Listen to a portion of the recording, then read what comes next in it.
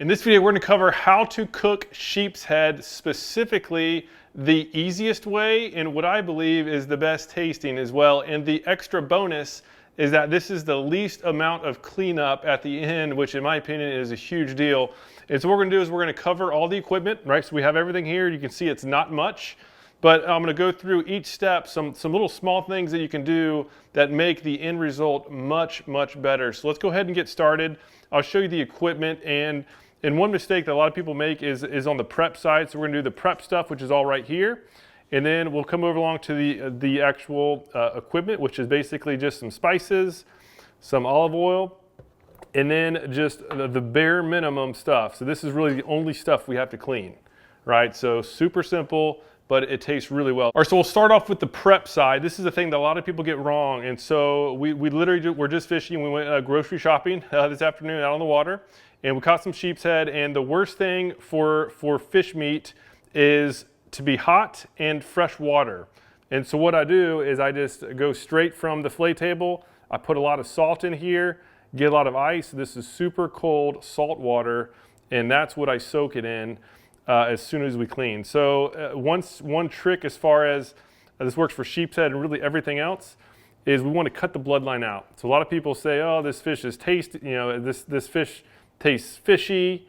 In many cases, it's the bloodline. So what I do is I just quickly just cut down the middle, right? We're just literally going to cut this bloodline out, and this makes a big, big difference. And as well with sheep's head, there's some pin bones right here in the middle. So when we do this as well, we get rid of all the bones. You can see there's one bone there that even though granted I was cleaning fast in the dark, but so that's just a little bit of meat that we're losing, but there's barely any bloodline. So we're going to go ahead and do that with all the fillets, right? Just flip it over, get an angled cut, and there we have the second side. We're going to do that for the rest of the fillets, and then we'll go on to the next step.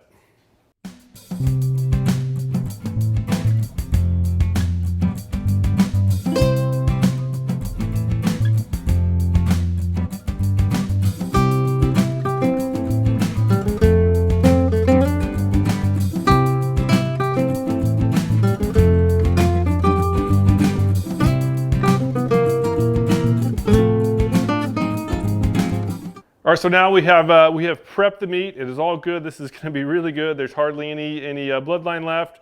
And so now, as far as the stuff needed for cooking, right? We have obviously a spatula. You need to have just a wood, or sorry, metal.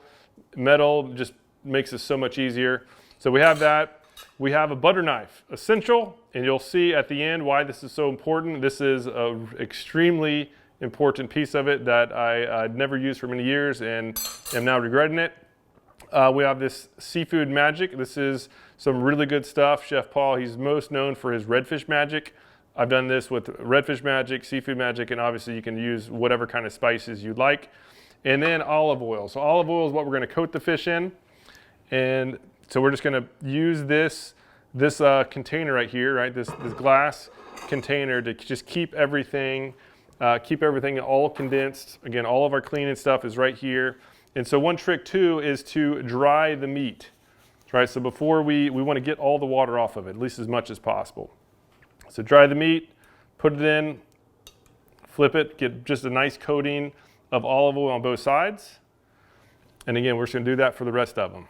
And what the olive oil does is it'll help make sure that it doesn't stick to the grill when to the grates when you're grilling this fish. That's like the worst thing that could happen is if it's getting real sticky and then it starts flaking off. So when you do this, it'll make sure that everything is nice and clean and doesn't get all jumbled up on the actual grill.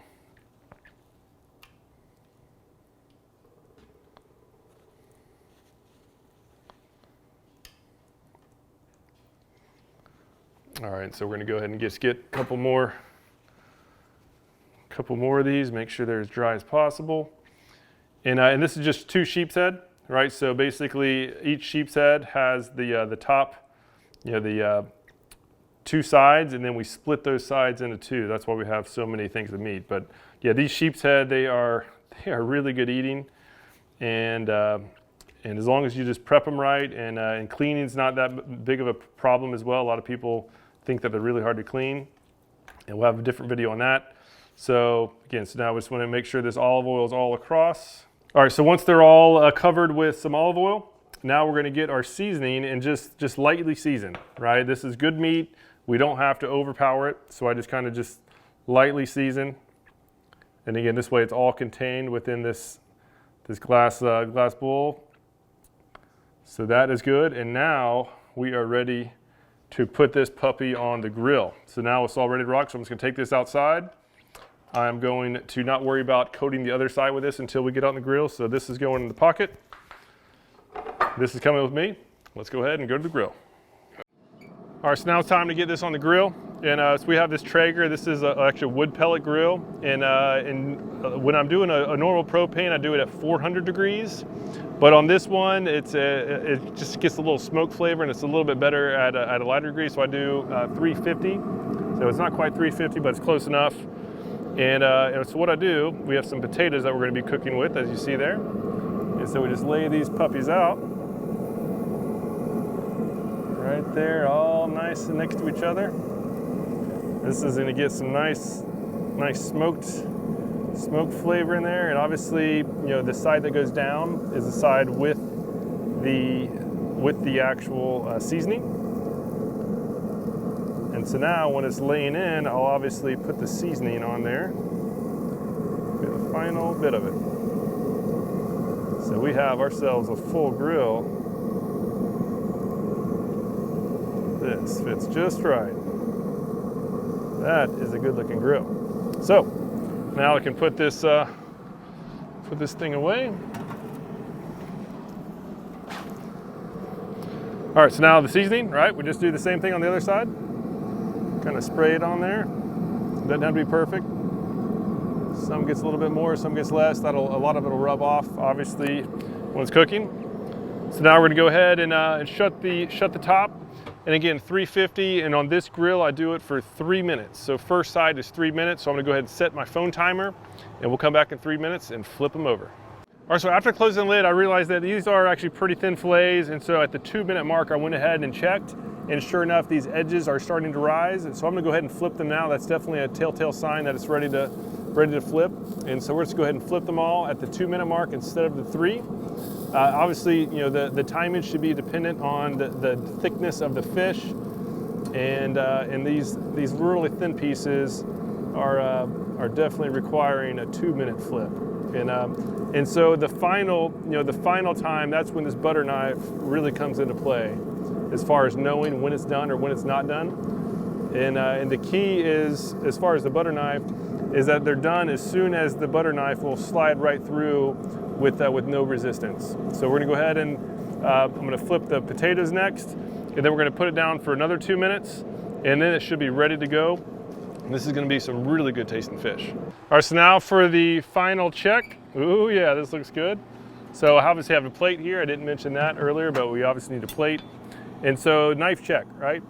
Goes through, that is totally done. I do the thickest pieces first, that's done, and then we'll just do yep. So I did the thickest pieces, those were done, so that means obviously all of them are. So let's go ahead and get these off. And you can see the smoke coming up. This is gonna have a really nice smoke flavor, and it's gonna be excellent. So get all these, we have to make proper arrangement. And so the fact that we put the olive oil on at the beginning enables these to come off. I didn't put any sort of special stuff on the grates.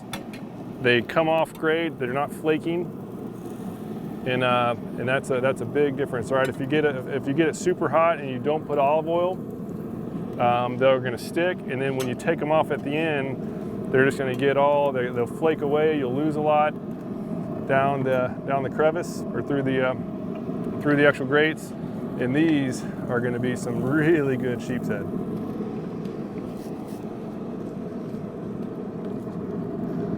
All right, so I'm gonna go ahead and take these in, and then I'm gonna pick these potatoes off, put them on a different plate, and we're gonna have an excellent dinner. All right, so now we have everything inside. So I'll just put everything, all the fish on one plate, potatoes on another. We have a nice meal. We can obviously grab as much as we choose, and as far as at least where I come from, the cook gets to take a quick tax off the top before everything's served. We're gonna go ahead and grab a nice little piece that you can see it just flakes off, just nice white meat. Check that out. That is gonna be real tasty, super soft. That's some good fish.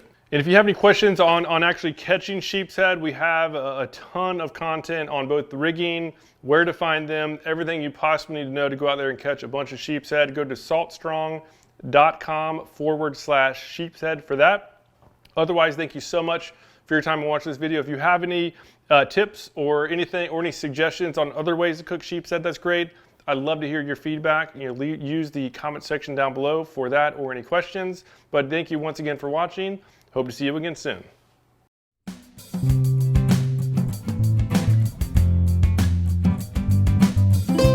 Hey there, it's Joe Simons, one of the co-founders here at Salt Strong. Have you claimed your free pack of these irresistible slam shady paddle tail lures? If not, click down below to grab yours. If you're an inshore saltwater angler and you want to catch more redfish, more speckled trout, more snook, more flounder, then you have to check out these lures. We got one pack for free for every angler that wants them. Click down below now to grab yours.